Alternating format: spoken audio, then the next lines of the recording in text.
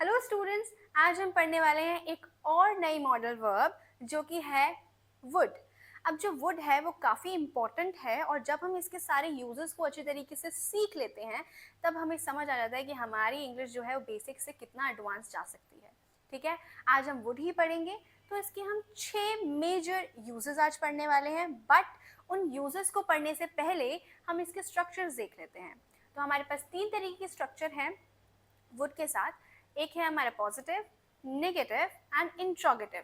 अगर हम positive structure की बात करें तो वो होता है subject plus would plus verb की फर्स्ट फॉर्म प्लस ऑब्जेक्ट। अगर हम बात करें नेगेटिव स्ट्रक्चर की तो वो होता है subject plus would plus not plus verb की फर्स्ट फॉर्म ऑब्जेक्ट। अगर हम बात करें इंट्रोगेटिव स्ट्रक्चर्स की तो वो होते हैं would plus subject plus verb की first form plus object plus question mark. तो आपने देखा ये तीनों ही सेंटेंस के जो स्ट्रक्चर्स थे वो काफ़ी इजी थे। अब हम चलते हैं वुड के यूजेस पर। जो पहला यूज है वुड का वो होता है जब भी हमें बात करनी होती है पास्ट के रिपीटेड एक्शंस के बारे में या फिर पास्ट की हैबिट्स के बारे में। जैसे कि अगर मैं किसी पुरानी आदत की बात कर रही हूँ या फिर कोई भी ऐसा एक्शन है जो रिपीटेडली पास्ट में हुआ करता था, तब मैं वुड का यूज़ करूँगी। फॉर एग्जाम्पल, मैं जब स्कूल में थी तब मैं डिबेट कॉम्पिटिशन्स के अंदर पार्ट लिया करती थी। अब यहाँ पे क्या हो रहा है, एक एक्शन है जो रिपीटेडली पास्ट में हुआ करता था, तो हम यहाँ पे वुड का यूज़ करेंगे। जैसे कि I would participate in debate competitions when I was in school. समझ आया? अगर वही मैं आपसे बोलूँ कि मैं सुबह जल्दी उठा करती थी जब मैं गांव में रहा करती थी, तो जब मैं गांव में रहा करती थी मैं सुबह जल्दी उठा करती थी, ये क्या दिखा रहा है? ये मेरी पास्ट की हैबिट दिखा रहा है। वो हैबिट में कंटिन्यूसली करा करती थी, तो वहाँ पे क्या आएगा? वुड आएगा। जैसे कि I would wake up at 6 in the morning when I was in the village.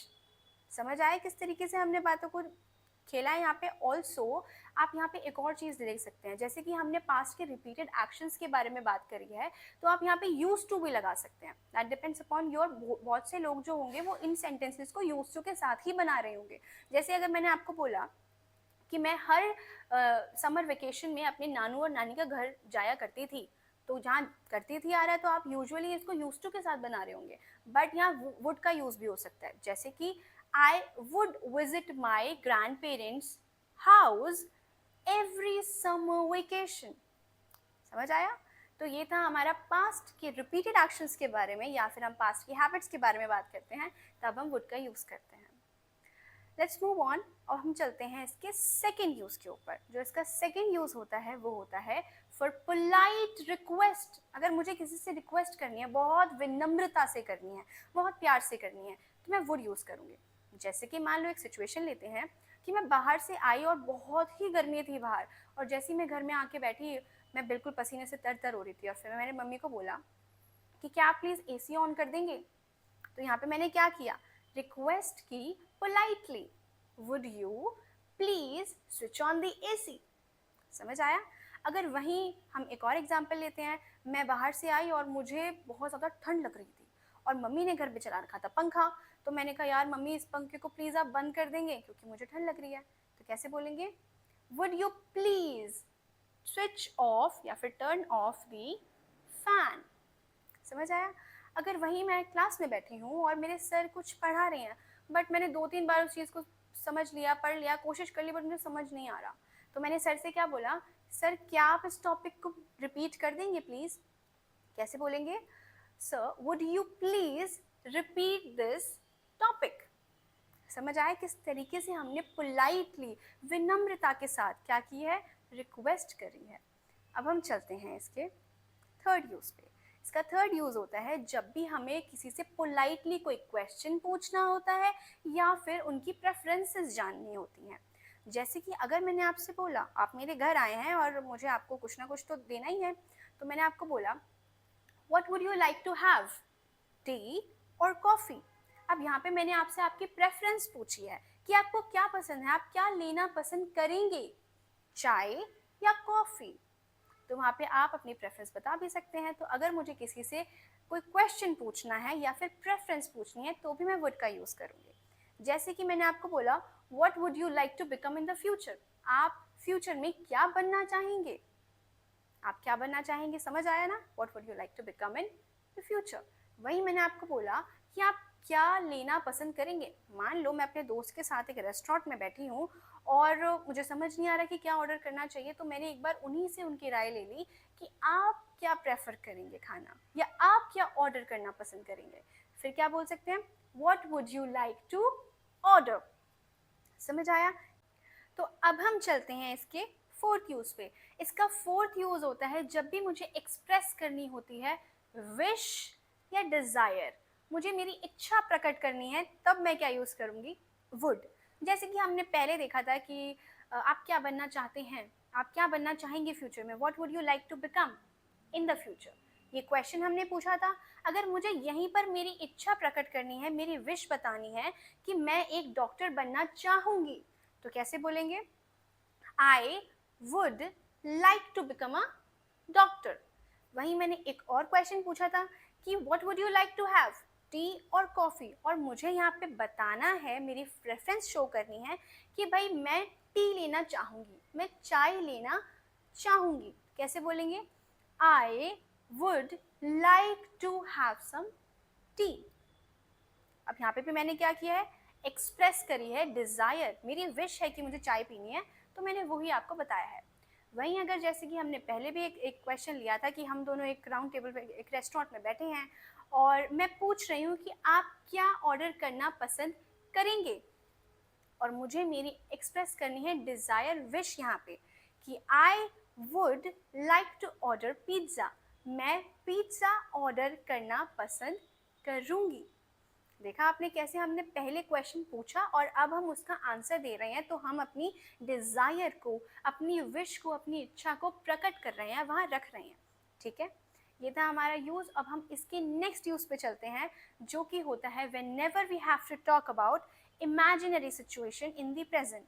कोई अनरियल सिचुएशन है जो कम्प्लीटली इम्पॉसिबल है, कोई नाता ही नहीं है उसका पॉसिबिलिटी से, और प्रेजेंट में हम इमेजिन कर रहे हैं, तब हम यूज़ करते हैं वुड का। फॉर एग्ज़ाम्पल, मौसम बहुत अच्छा हुआ था और मैं चली गई छत पे। जब मैंने छत पे जा कर के सब चीज़ों को देखा और आसमान में देखा, तो मैंने एक पक्षी को देखा और वो बहुत मज़े से उड़ रही थी। फिर मैंने सोचा कि if I were a bird I would fly high in the sky. अगर मैं एक पक्षी होती तो मैं आसमान में ऊंचा उड़ती। अब यहाँ पर मेरी इमेजिनेशन काम कर रही है, क्योंकि क्या मैं एक पक्षी हूँ, मैं पक्षी नहीं हूँ, या फिर क्या मैं उड़ सकती हूँ, मैं उड़ भी नहीं सकती। तो दोनों ही चीज़ें कंप्लीटली इमेजिनेशन में चल रही हैं। मैं प्रेजेंट में इमेजिन कर रही हूँ, बट उसका पॉसिबिलिटी से कोई लेना देना नहीं है, वो कंप्लीटली इम्पॉसिबल है। तो कोई भी इम्पॉसिबल इमेजिनरी सिचुएशन है, उसके लिए मैं वुड का यूज़ करती हूँ, जैसे कि मैंने अभी आपको बताया। अगर हम कोई और एग्जाम्पल लें, जैसे कि मैं एक रेस्टोरेंट में गई और मैं वहाँ बैठी हुई थी, और जब मैं सब चीज़ें देख रही थी तो मैंने सोचा वाओ यार, ये रेस्टोरेंट वाला बिजनेस तो बड़ा ही ऑसम है। तो मैंने बोला कि अगर मैं एक शेफ़ होती तो मैं अपना एक रेस्टोरेंट खोलती। क्या मैं एक शेफ़ हूँ? नहीं हूँ, क्योंकि मैं तो एक टीचर हूँ, और जब मुझे कुकिंग का सी भी नहीं आता है तो उसको करने के लिए मुझे कितना टाइम जाएगा, कितनी ज़्यादा इम्पॉसिबल चीज़ है वो मेरे लिए। मुझे पता है कि जब मुझे कुकिंग आती ही नहीं है तो मैं कर नहीं सकती, और उस लेवल का शेफ़ बनना कि एक रेस्टोरेंट खोल लूँ, इम्पॉसिबल, कंप्लीट इमेजिनेशन। तो उसको कैसे बोलेंगे, if I were a chef I would open my restaurant. समझ आया। एक और एग्जाम्पल के थ्रू समझते हैं। मैं और मेरे फ्रेंड, हम दोनों बैठे हुए थे, हम दोनों बैठ के बातें कर रहे थे, और अचानक से उसको आ गया ऑफर लेटर बहुत बड़ी एमएनसी से।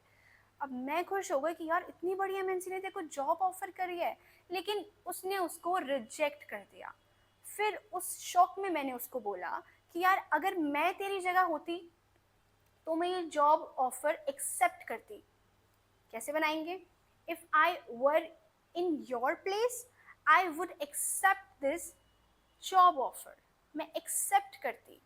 समझ आया किस तरीके से हमने हाइपोथेटिकल सिचुएशंस को बनाना सीख लिया है। अब हम चलते हैं इसके लास्ट यूज पे। इसका लास्ट यूज है to talk about future in the past. ठीक है। फॉर एग्जाम्पल, अब आज है इंडिया का मैच, लेकिन मैंने 2 दिन पहले ही बोल दिया था कि आज तो इंडिया ही जीतेगी। क्यों बोला?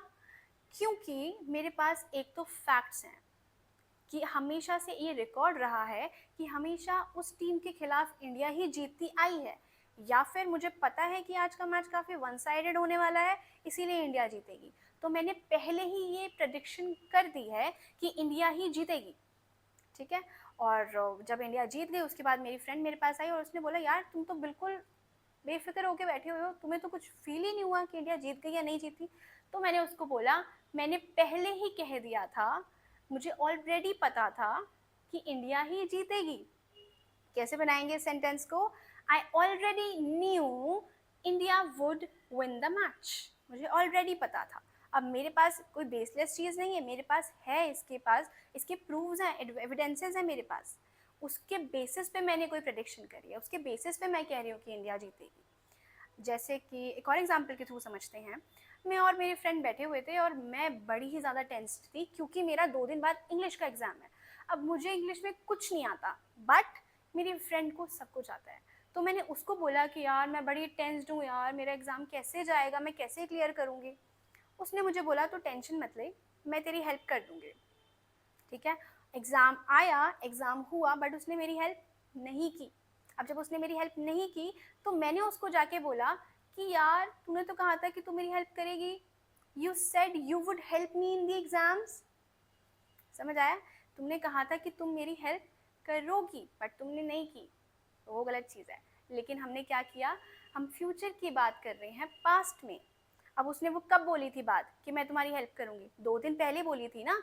और आज मेरा एग्जाम है तो 2 दिन पहले उसने मुझे वो बात बोली है और मैंने जाकर के उसको सेम बात रिपीट करी कि तुमने कहा था कि तुम मेरी हेल्प करोगी, you said you would help me in the exams.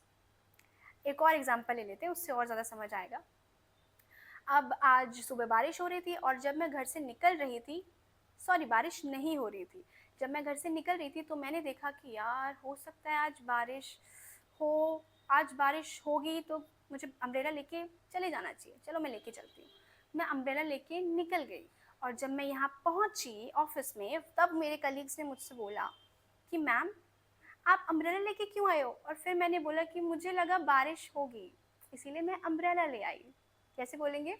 I thought it would rain so I brought an umbrella. समझ आया कैसे हमने सारे के सारे यूजेस को बहुत ही प्यार से और बहुत ही एक्सप्लेन तरीके से पढ़ लिया है।